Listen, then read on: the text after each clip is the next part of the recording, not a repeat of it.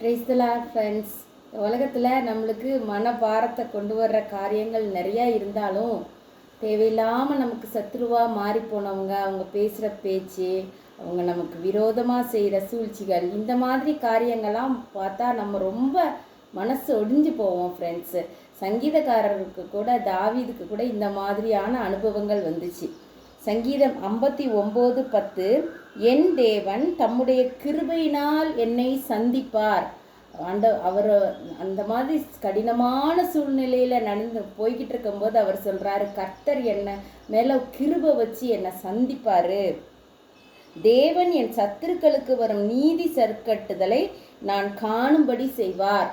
அப்படி யாரெல்லாம் வந்துட்டு அநியாயமாக எழும்பி அநியாயமாக வார்த்தையினால், செய்கையினால், பேச்சினால் காயப்படுத்துகிறாங்களோ அவங்களுக்கு வர நீதி சரி கெட்டதலை கூட நான் காணும்படி செய்வார் அப்படின்னு சொல்லிட்டு சங்கீதக்காரன் சொல்கிறாங்க ஃப்ரெண்ட்ஸு.